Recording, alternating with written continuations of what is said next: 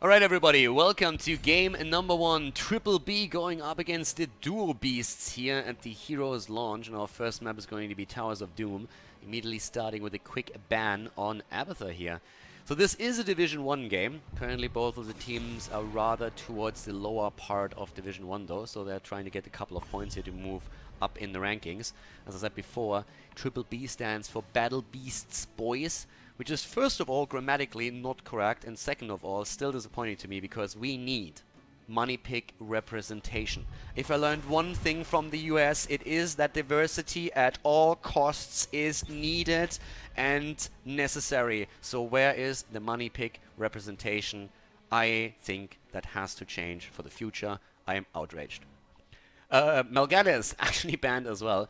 So, as I said before, this is like Division 1 game, and we're going to find out how exactly which team is going to take it here. They are pretty close in the standings, so I'm actually expecting a rather close series between the two. When it comes to ban, we have Maiev banned out, nearly called at the Warden, because I've been looking into a lot of Warcraft 3, as you might have noticed already in the recent past, so there's a couple of overlaps that we have. Tyrande as a first pick after the initial bans coming in here now for Towers of Doom. Not necessarily what I expected as the first pick here. I would actually think that a focus on globals could have been the play here as well. But of course, with Tyrande, you still have a lot that you can pull off. Early roaming, on first of all, interrupt potential against any channel on an altar. And then later on also the play to just simply move in, try and get a second hero that can set a stun up. Muradin, for example, any other stun hero, to be honest, as well. And then try... Okay! Yep, we are definitely not looking at the pro scene here, but that doesn't mean that it can't be a great game. We have a Varian coming in. Varian and Uther as a first commitment here for the picks on the side of the Duo Beasts, so that is going to be a pretty interesting one. Varian coming in with the taunt, Uther maybe with a stun follow-up, even able to get the Divine Shield out later. This is going to be a pretty interesting game here. We have the Stitches actually coming in, the new Stitches in play, and Malthael for the offlane. Alright, Teddy Stitches. Cool skin, by the way. I'm not quite sure what I really think about the rework just yet, but the skin is absolutely amazing. It is not quite the hero that I expected with Tyrande, but then again, it's not like that combo hasn't existed for a long time. Personally, I expected more of a hard stun setup to capitalize with the Lunar Flare on it, but we're having now hook into stun, and then of course you still need that burst damage. So could have even seen a ban on Jaina, to be honest. I can't imagine why you... I know why you don't want to go up against Genji, don't get me wrong, I get that completely, but at the same time, burst damage is what you should be scared of at this point. We're having Tyrael being banned out. With Varian, Uther, Tyrael. Okay. Bit worried maybe about a Sanctification coming in some of the big team fights here. Keep in mind also that Malthael's ult basically can be negated completely with a good Divine Shield on Uther. You need to work on that timing a little bit, but it's definitely still an option. Malthael in team fights later on during the game has also a good opportunity to just get those kills secured once that Stitches and Tyrande pop off. Lucio and Uther. What is this? North America? What happened here? Lucio, Uther on the side of the Duo Beasts. Now, I'm not quite sure what I think about that Lucio pick, boys. Like, if you have watched anything on North America, then you know what usually happens when you see a Lucio. And what normally happens is the other team wins. So, let's see if that works out here. Reyna for the damage output, but double support, of course, playing a little bit safe here. Cassia and Thrall coming in. I'm still missing a bit of my burst damage I was hoping for with the Stitches Tyrande composition, but not necessarily bad picks. Not a lot of range damage, though. I mean, Cassia still has poke, but let's see how that works out. And yeah, last pick coming in, last but not least, on Towers of Doom for the Duo Beasts. And it is... Drumroll. Melee hero, offlaner. Hi. Zul. Alright, double soak from Zul. Guys, we're heading in. Game number 1 between Triple B and the Duo Beasts on Towers of Doom here by HeroesLaunge.gg. Check them out if you haven't yet. Fantastic amateur scene, fantastic amateur league. So if you have never heard of them, make sure you check them out. And let's head straight into game number 1.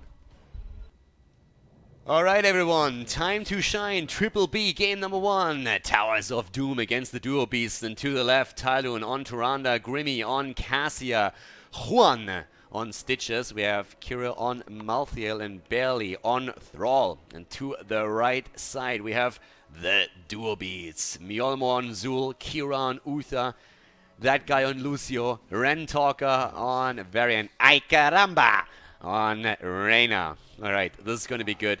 So let's see who's going to take the lead in this. And again, this is HeroesLounge. We have Stitches in play with the new skin. Battle Beasts, I mean, again, I really think that it's a misplay to go for Battle Beasts over the money pick, but I agree that at least they have the coordination going. So the Battle Beast boys, true to their name, immediately with the correct mount here, still saying that we need money pick representation in this, well, I would be disappointed. Trash Lightning being played into by Thrall, by the way. Good stun coming in as we are seeing the immediate commitment towards Barely. Look at Ay caramba, trying to get the first kill, instead gets hooked nearly into the tower range, and barely escaping here. Alright. Keep in mind, this is of course with all those new experience changes, but for Towers of Doom that doesn't really apply too much. We see the rotations happening. If you have Lucio in your midst, then this is definitely one of the plays that you are going to excel at. Try to get quick rotations in with the movement speed, maybe surprise someone on lane, get a quick kill there. But I personally would have really expected to see Zul more towards the top and Varian in the 4-man. Now, the setup that they're running here with Zul, Varian, a double support is pretty much where you decide, okay, who's going to be my main tank here?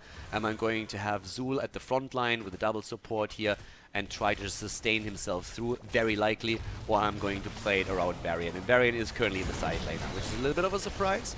But at the same time, Zul now being attacked, and we have seen on the North American meta quite a bit of Zul as a main tank, even Uther as a main tank. Tempo Storm played that several times now.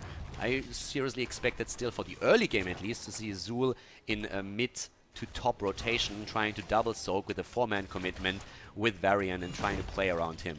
And by the way, we have High King's Quest taken as a level 1 talent on Varian. Already the attempt of Juan on the Stitches and Tylon on Tyrande to get the hook and stun combo in. That didn't quite work out for them just yet. But yeah, High King's Quest for Varian, so really looking for the damage output in the late game. And we're seeing also Exterminator taken by Caramba. Now, I didn't really see this one coming, to be honest. Caramba also in a lot of trouble here. And ay, Caramba! Gets healed. Gets locked down, though, and is able to get away. That wolf has hit home and nearly was the end of Jimmy, but worked out for him in the end. So yeah, talent choices are still something that not quite expected here. I mean, we first of all have full commitments to quests from nearly everyone here. Juan already being attacked on the Stitches, but just look at Thrall. Trash Lightning on level 1, straight into Feral Resilience now on level 4 for him. So getting a bit of resilience here against that. Actually, I think if he already commits to Trash Lightning, I would have really liked him to go full into the Wolf quest as well. It would have been pretty great for him. We have so far seen... Oh, there it is. We have Colossal Smash. Oh, big damage coming in already against the Duo Beasts. But they're trying to see if they can maybe get a quick kill here. Good hook coming in against Reyna. Once again, Uther immediately up at the front line with a stun against Cassia here. The blind, of course, crucial in those close quarter battles whenever he can get that through. But Stitches is in trouble. They're trying to move in, but the counter-aggression now against Varian. Stitches still on the run, trying to move away here, using a quick devour. Everybody low, but Rentalker might be the first to fall. Instead, it is Caramba who dies, but the counter kill against Malthea. The 1-for-1 trade as both of them still fighting over that one altar here in the middle. The trade at the top has already happened, but now Juan is extremely low. The double support, of course, sustaining the Duo Beasts through this fight, at least for now. Everybody low for the blue team, and again, the quick jump in as Rentalker on his Varian is trying to take someone down. Very few falling, actually. Pretty surprising and really respecting how Triple B played this, able to move away with everyone.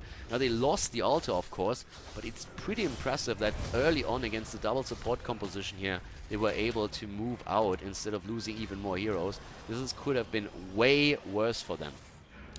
That being said, though, we have them with a setup that can be incredibly scary to an opponent. But the one thing I am still missing is good burst damage to follow up onto a combo with Stitches and with Tyrande. Now, once you are in a big team fight and once we're having level 10, you can of course always use Last Rites on Malthael to try and secure a kill on a target once you have gotten a combo through.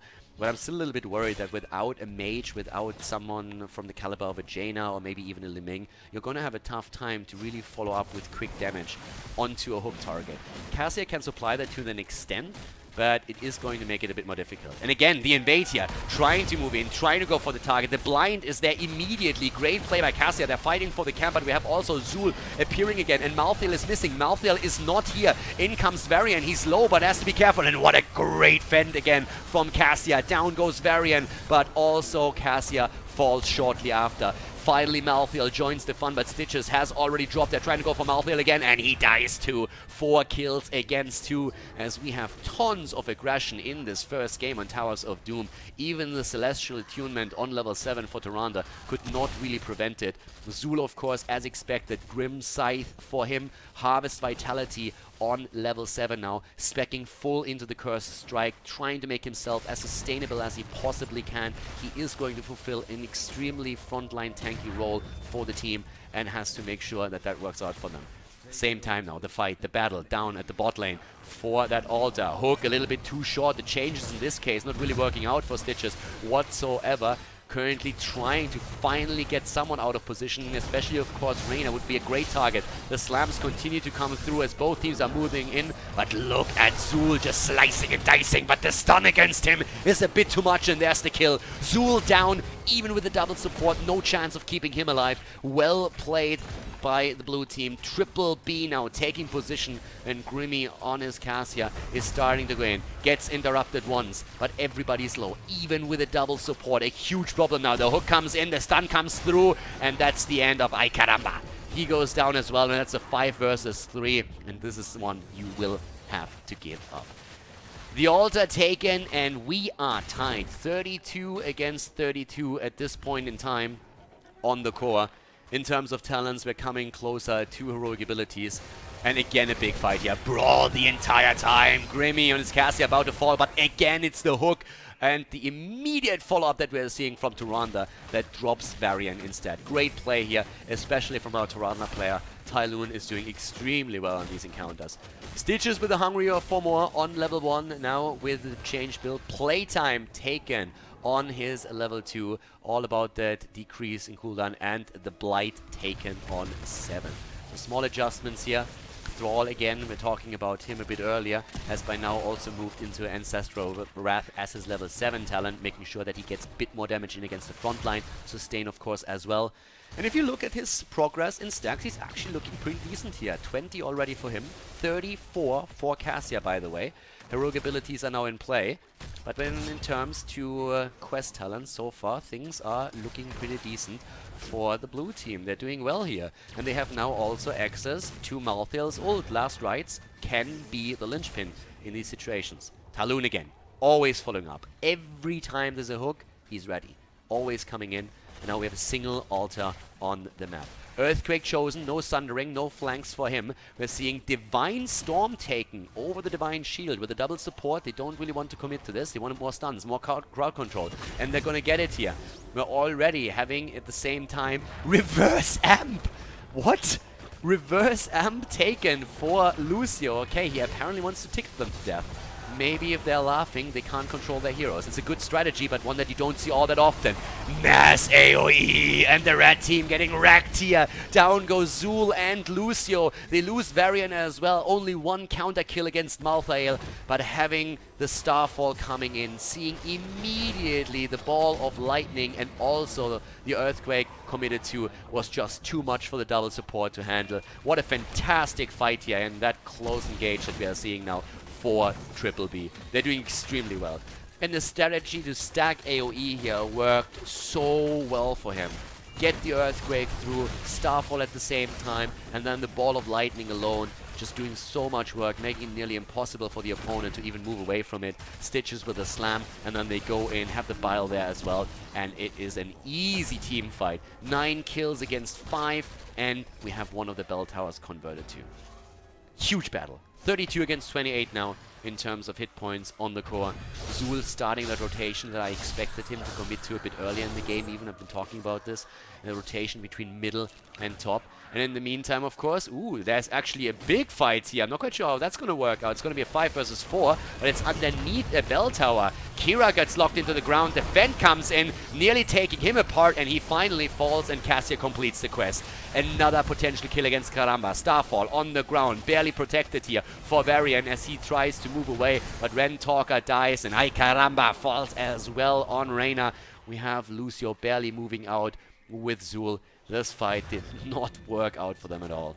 I mean, the idea was there. The thought process really to just force a fight in a 5 versus 4 in a numeric advantage, take down a target or two, but then they get baited underneath the bell tower. 13 comes into play for the blue team, and now they are, of course, claiming more and more map control here.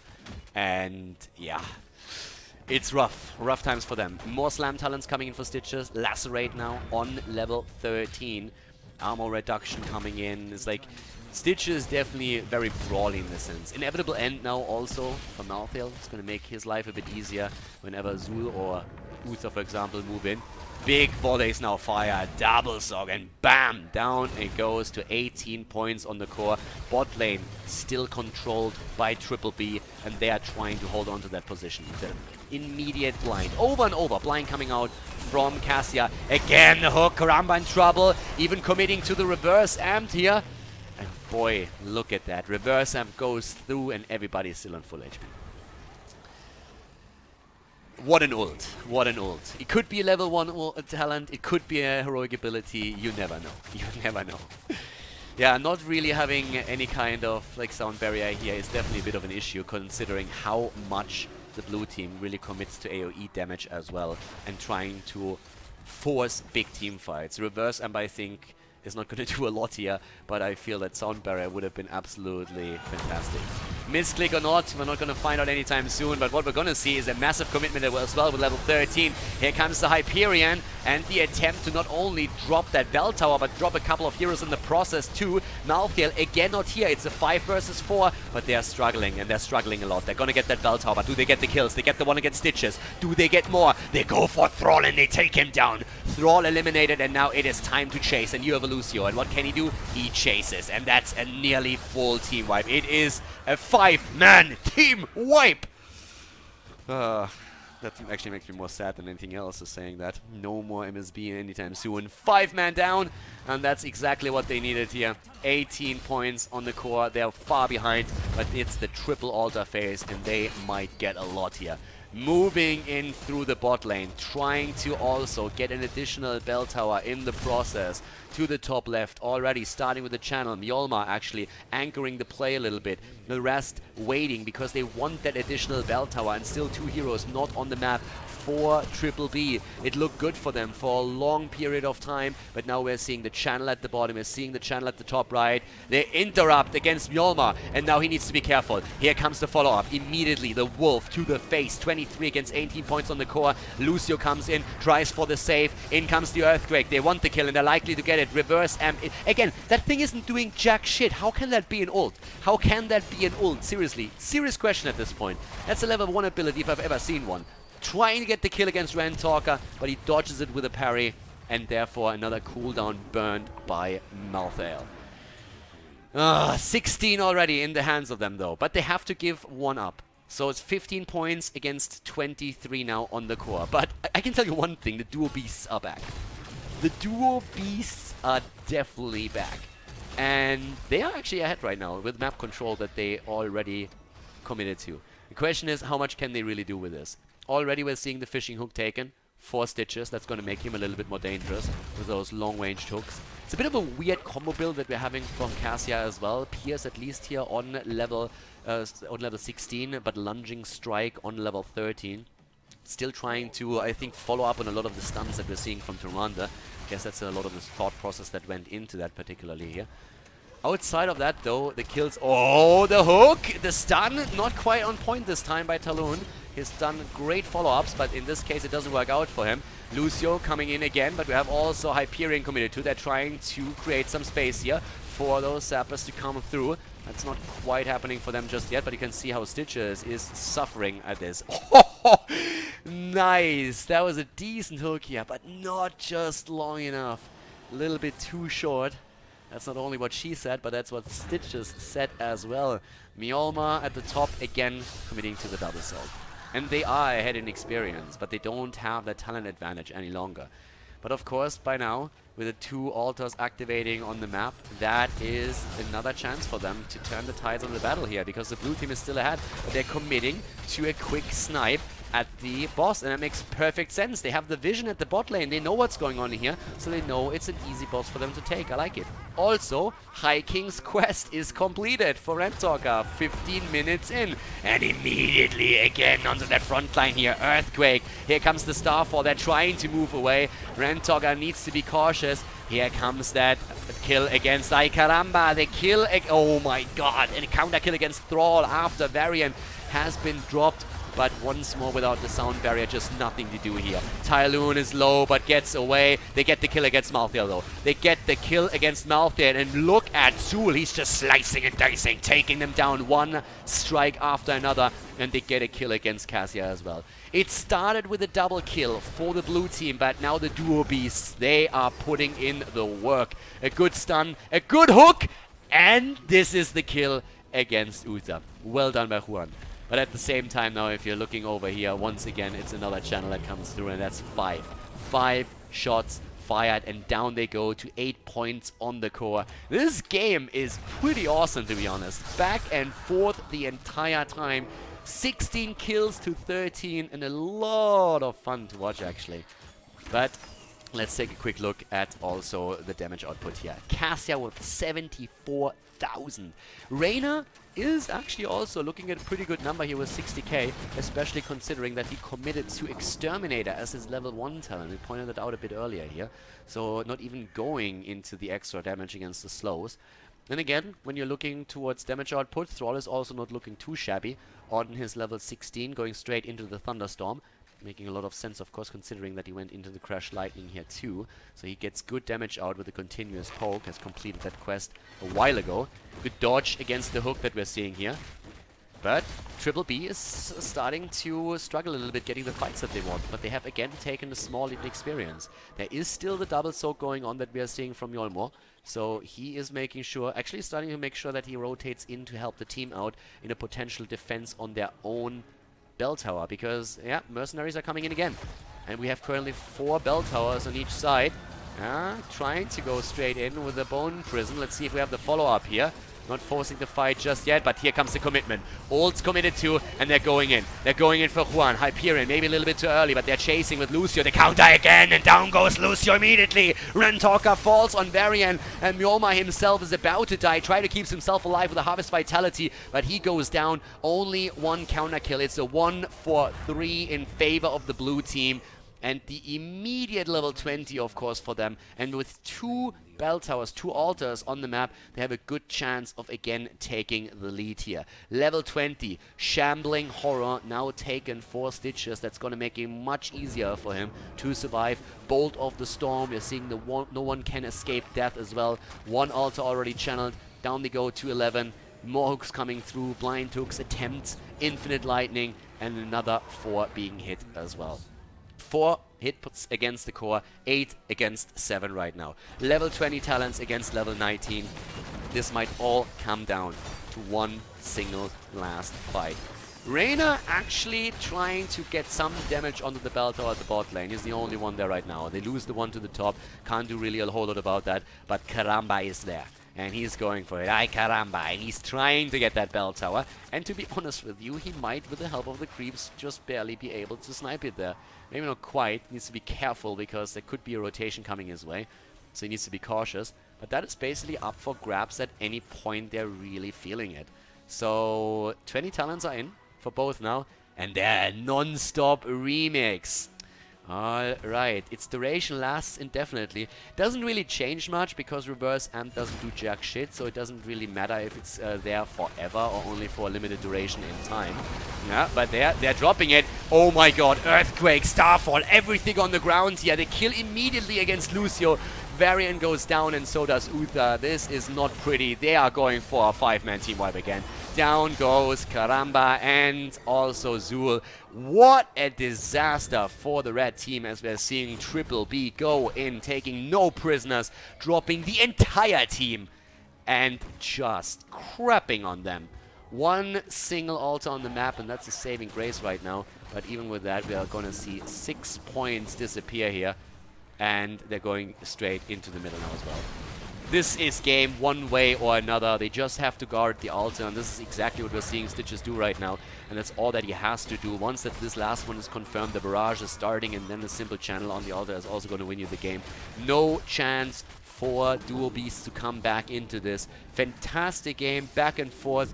And, yep, in this case, we have Triple B, after a bit of a shocker in the mid-game, bringing it back, winning the game, and claiming victory in game number 1 of the best of 3 series here at the HeroesLounge. Taking the lead as we're about to head into game number 2. So GG, well played, and Triple B with the 1-0.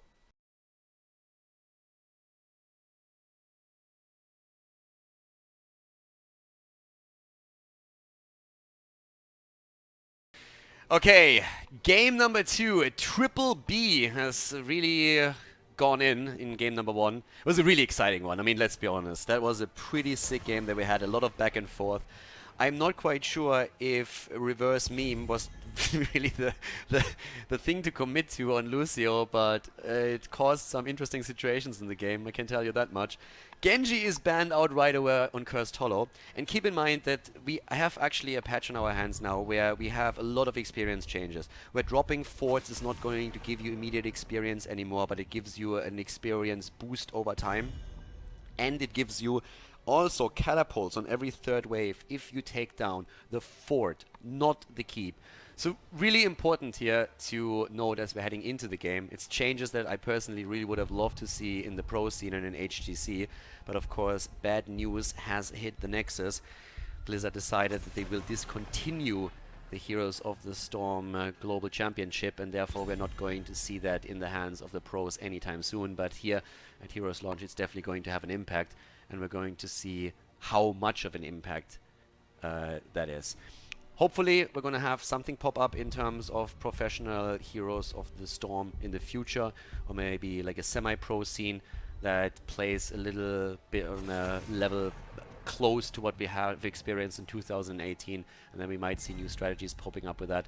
But at least the 2 teams at hand here have already given us quite a bit of fun in the previous game, and we're going to find out if that's going to continue here in the second, maybe even the 3rd game, if the duo beasts turn it completely around, and they were close.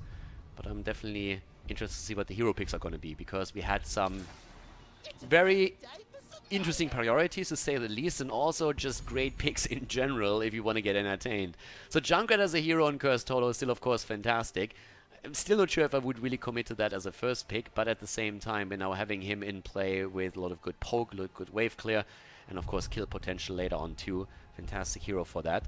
I'm a little bit not really worried, but it was a bit curious to me that on the last game in particular, we didn't really have any commitments towards global heroes. And also in this game, we're having, well, we have a Zagara and we have Illidan. Alright, so I was just about to mention Dehaka, you know, like he's still pretty good there, especially on Cursed Hollow. Abathar, who was banned out on the last map, this is one of his best maps for sure, has so far not been picked.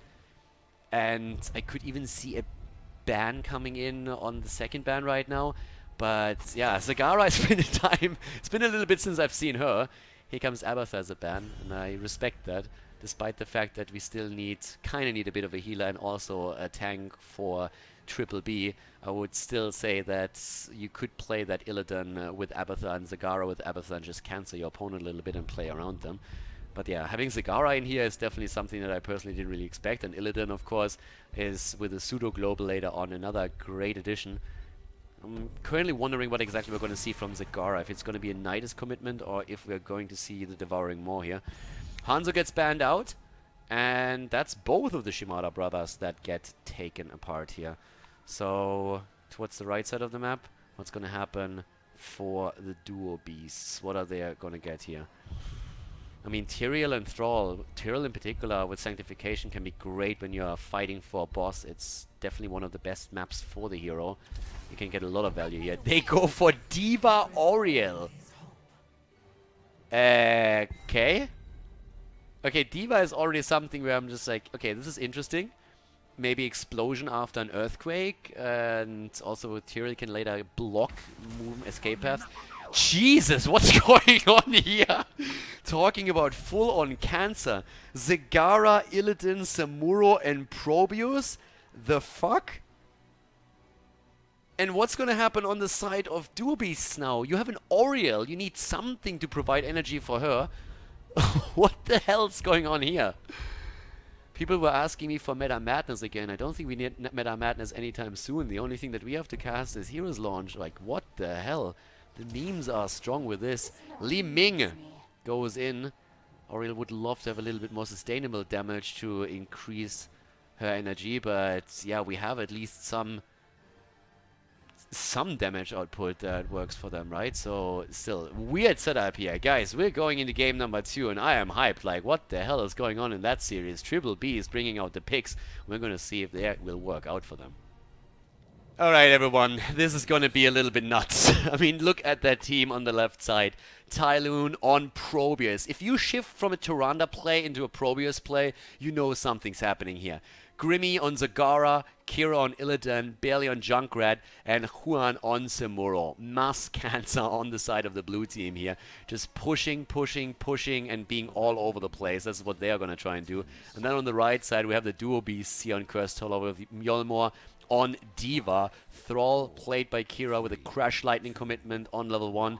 Kinchelele on Oriel. We have Karamba on Li Ming and Rentalker on Tyrael.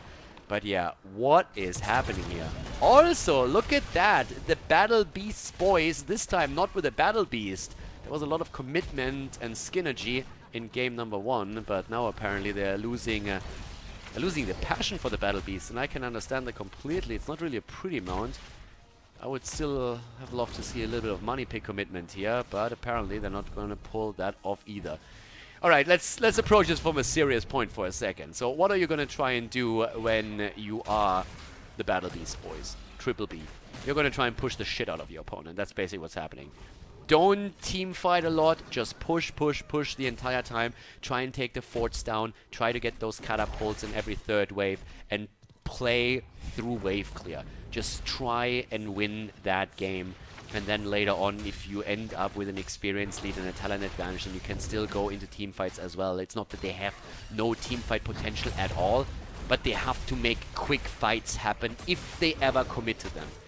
It's a big if. There's no support. There's no support and no real tank. You can play a couple of these heroes in a frontline position, there's no doubt about that, but without a support, a fight that lasts long is a fight that you will lose.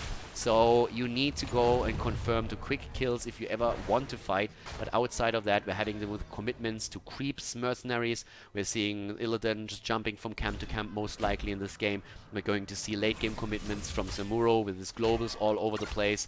But I really want to know how they're going to play the objective, because I don't think that they can do a lot about that. I really doubt that they will commit heavily to getting tributes here. We're having at the bot lane and at the top lane with the split of Zagara and Probios already 2 lanes heavily being pushed. We have that commitment to mercenaries that we've been talking about. Samuro even trying to be a bit of a nuisance towards the right side, where he's trying to interrupt Kira's attempt to get the siege giants for themselves. Already we have knights in the middle thanks to Illidan, who's doing exactly what we expected him to do, just rushing from one camp to another. Probius has gone from the Echo Pulse on level 1 straight into the shield capacitor. We have, by the way, Junkrat going in. I gotta trap them all.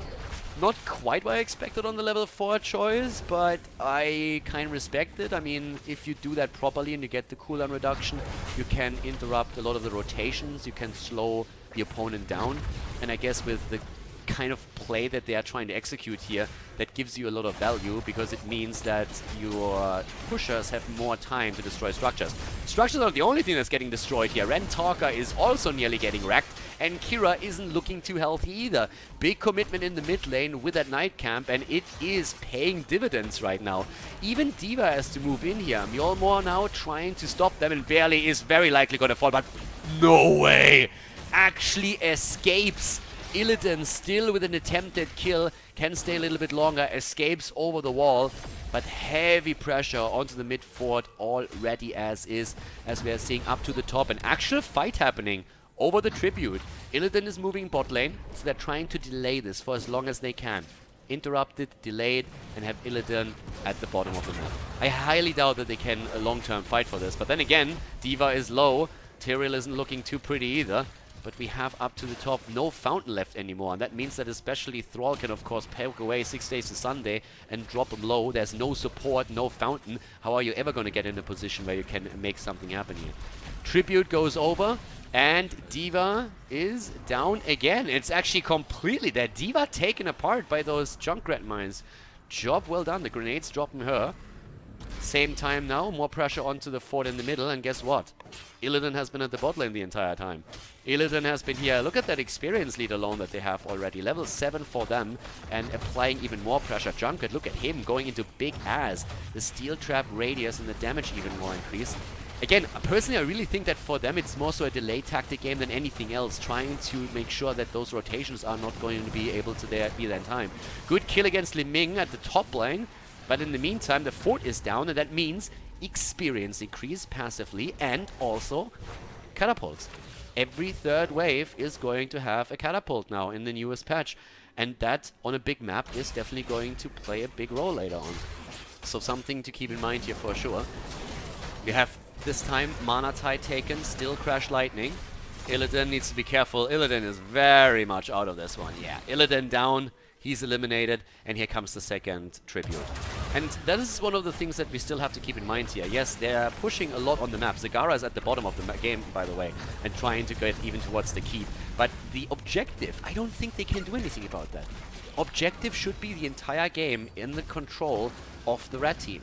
But of course they need to deal with Zagara here now, and that's not the only hero that keeps pushing. We're having at the same time intense pressure in the mid lane, and once that fort falls, you are having to deal with catapults there too. And the catapults already starting to do work down here. They scale over the duration of the game, of course, as well. But this is now starting to become a bit of a nuisance. The red team has simply decided that, first of all, they need to win all the objectives. That's number one, and they're already trying to do exactly that. And at the same time, they are starting to commit to heavy pressure on lanes as well, as we're seeing here now. Dropping a fort allows them to spawn catapults on that lane too, so they need to make very, very certain that they are not the only ones losing structures here, and they're doing what they can. But it's a weird game. I mean, down here, massive commitment again to Siege Giants. They're heavily pressuring that bottom keep right now. And it's a weird situation that they're in, because at the same time we're now having Karamba TPing back, Hearthstoning to try and help with the defense. And it could actually lead, with a level 10, it should lead to one tribute taken by the blue team. They have that advantage in experience, and the heroic abilities, healer or no healer, are going to play a huge role. We actually get the Rocket Ride for Junkrat. Rocket Ride for him. Illusion Master for Samuro. We're seeing the Hunt, we're seeing the Nidus Network, and this is going to delay a potential curse against Triple B, at least for the time being. And Illidan, together with Samuro, is already on the boss. They're committing on the boss, and we see the same happening towards the top lane.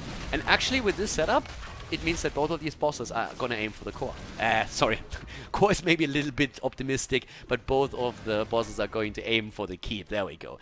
So there is a potential that we're gonna have a very, very early keep falling. And again, with Samuro and Illidan in the game, you have so much mercenary pressure, and they're actually keeping at that continuously while the rest of the team pushes.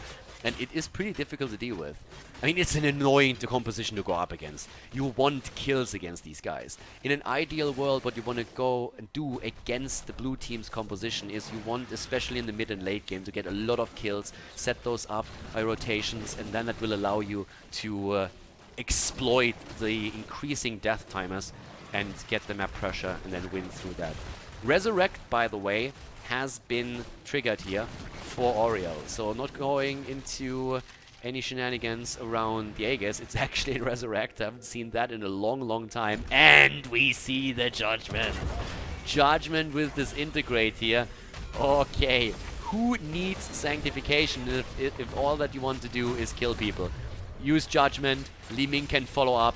And that would be good kill opportunities. Gets the explosion, they want the curse, but they also have to deal with that Zagara that is pushing in for the keep already. Another interrupt already happening, but the curse is an inevitable inevitable play here. I don't think they can deny that for too long. Judgment in, and down goes Junkrat. Junkrat gets junked, and now we're having another kill coming in against Samuro. Double kill already, but down at the bot lane, that keep is likely to fall, and over here we have even more pressure. Probius is dead too. That's 3 heroes down. They're gonna get the curse. A 4th falls as Illidan dies, but the blue team is cursed. The keep, though, is gone. Nidus Network the entire time with the pressure, and over here another tower is about to fall. Turret goes down. Experience is identical pretty much. Both of them closing in on level 13, but the curse is something that the red team has now to capitalize on. They need to get something out of this. They need to maximize the benefits from the curse here. They're trying to go for the keep at the top lane. Junkrat is back to business now though, and he's immediately firing away, trying to put Oriel into a bad spot. She barely escapes. Good move again also by Li Ning with the quick disintegrate to fire in and make sure that they have a bit of a retreat. But if you look at it, it's actually the blue team that starts to make the move here. Rocket Ride is coming in and does nothing. Pushes the opponent back. That's at least something. That curse so far hasn't really done anything. They didn't get the keep. Not even close. I mean, they didn't scratch it. The defense in the mid lane is there. Level 13 is now in the hands of both teams. And we actually see Illusionists here. We have Hydralis transformation. But if you look at the map overall, the blue team is running the show. They are not winning fights. We said that pretty much from the start. 6 kills against them. They themselves only got 1. But they are currently doing well when it comes to structures. Taking down the fort in mid lane is of course spawning catapults again, but we're going to see that happen now for the red team too, as they are trying to tie the series here. So once this one falls, catapults will spawn in every 3rd wave for the red team as well. We haven't really seen too much of a commitment from Samuro to trying to use his pseudo-global on the map. That's something we haven't really seen a lot yet. But then again, we can expect a late game in this, and that's going to get way more value. And for now, they're having Nidus Networks from Zagara just doing that job. And also having, of course, Probius do quite a bit of work with that too. But Samuro and Illidan mainly concerned about mercenaries. If you would have had a mercenary counter in this game, it would be highly tilted towards the blue team. I mean, they're taking everything whenever they can. And it creates, of course, pressure points for the red team that they have to deal with. And in the meantime, Zagara and Probius are trying to just push, and they do extremely well with all of that. D.Va emergency shielding went into coming through, bring it on, rush it down as the talents. Has mostly played around the explosion so far and is able to create a lot of space here. That's definitely for certain, but it's still a really weird scenario for the red team to try and deal with this. Again, pressure down here. And this is again a keep that is actually in danger. There's a remainder of a camp, and we have at the same time a catapult coming through. And the curse didn't really do anything for the red team. This is the biggest problem right now. With them not getting value through the curse, you're now all of a sudden in a situation where you need 3 more tributes until you get the curse again. And I mean, just look at it. Fort at the top lane is down, all the forts destroyed. That's a massive amount of passive experience that the blue team now gets over time, and we have them so close to level 16 now too. It's really an issue. And more is gonna fall here. Disintegrate attempt against Juan on Samuro. He is still surviving. Zagara is down at the bottom. Bosses are, by the way, back up on the map, so that's a potential play here as well. And of course, the tributes are on the map, or is about to spawn here in another 17 seconds. Mid lane is a concern. And it seems like we're going to have the commitment towards the boss at the bot lane. Taking that away keeps your own core a little bit safer, and it starts pressuring the fort here. But I'm thinking that the blue team is very well aware of that. Triple B with the level 16 talents now. Have the Blades of Azeroth here, seeing the endless nades. And here comes the commitment to the fight, actually. And that could backfire. All of the heroes for the red team are already low, but they're using the explosion to try and secure the boss. D.Va is down, the boss is taken. Junkrat a little bit too late with that grenade, but it looks like it might be a cleanup job here. At this point, Tyrael is about to fall, and he dies, and now it is Illidan's time to chase. Thrall already down, and if Illidan is good at one thing, then it's chasing opponents down. Oriel is still there. She has Resurrect, but doesn't get close to anything. That boss on the map starting to put the pressure onto the fort itself. One catapult helping out with the defense, and everybody else moving away here. Oriel actually already using the Resurrect. My bad, missed that. And considering that they don't even have the level 16 talents, I wasn't too shabby from their perspective. But the tribute, of course, has been stolen away by the blue team, and Triple B now has 2 tributes and only misses 1 to curse their opponent. Alright, here comes the next camp. Again, camp after camp. I mean, it's what they do, right? The entire time. They take all the camps, taking all of those down. 4 kills against 6 by now. Probius with a repulsor on the level 16 talent. Nudalisk for Zagara. And another attempt to go for a boss all the way at the top lane. And these fights, team fights, is really with the help of a support where you can make a huge dent into your opponent's play if you can force team fights. But it's all about bosses right now. The blue team is in a decent spot. The problem for them is really they still need to break through the middle and the top if they eventually want to really win this game. Because as bosses scale, the pressure that comes through them is so fantastic that the red team might be able to go for a final push at some point in time and just go for the core here. Especially if they get a kill or two before that. Illidan took the mercenaries here and tries to make sure that they are helping out against the boss, which they will do, but there's still a fight over that potential curse. Again, the D.Va explosion. D.Va in trouble, and in a lot at that. Illidan comes in with a hunt, but it's actually dodged by the mech that has been used here. Down goes Oriel. Liming with the damage, but it's Tyrell who falls next. Samuro as the counter kill. Illidan still on the hunt against Karamba, but he might fall too. Tries to get the kills in, but the big shot snipe to the face. The curse is in. The second keep has fallen though, and the core is losing hit points too. They're trying to defend up to the top. We're seeing the boss going through 1 keep, but the core is already losing hit points. 4 catapults on the core already. Make that 5, and that might even be the end of it. They need more to deal with those catapults. Shot after shot is being fired. 33, 30%. They're about to get them down. 25% on the core, and here comes the rocket ride. Rocket ride to the face, and that's 10%! 10%, 8-7, they're going in. Zagara with a kill attempt, and they don't get it! 2% on the core. Unbelievable. An easy defense. Calculated as we have 2% and the shields accumulating on the core. In comes... No way. Junkrat is trying. No, he's not. If he had his ult, he could, but there is no way he's going to drop the shield and gets this now. Rocket right in play. What a game here again. The keep at the top, by the way, has fallen, but this is starting to get rough here.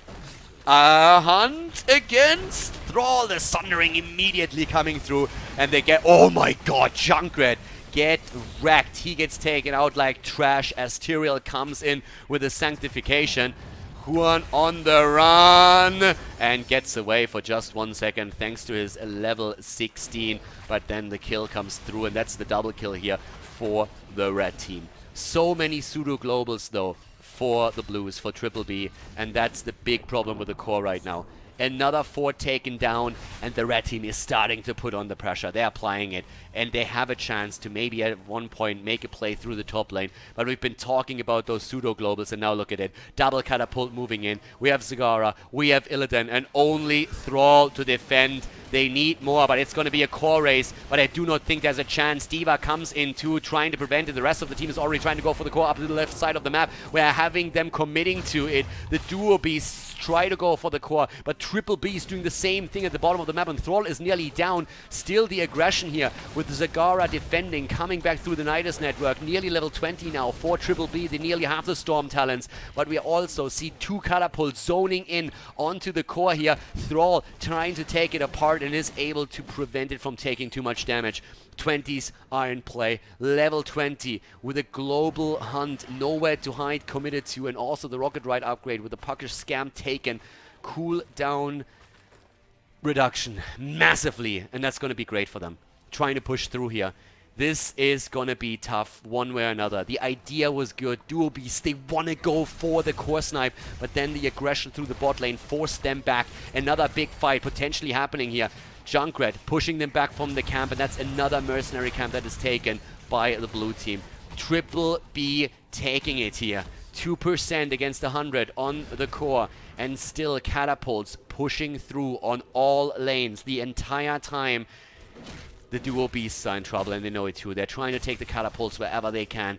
Another tribute about to be on the map. not really too significant at this point in time, just simply because it is the first one for each one of the teams. But we have now bosses on the map back to, and that's a different story. Looking at the boss here, this can change everything. Judgment, the Angel of Justice now, also committed to. Down goes Li Ming here at the bottom, could still be revived. Tyrael is moving in. Where's Oriel when you need her? Not doing anything at this point, and here comes the Judgment onto Zagara. They're trying to go for the core, they're just trying to snipe it, but Zagara is already down. One down, in comes Samuro, and he's trying to cheese it, and they are going to take it, aren't they? They move into the core, and this is game as we have the 2-0 victory for Triple B against the Duo Beasts here on Cursed Hollow.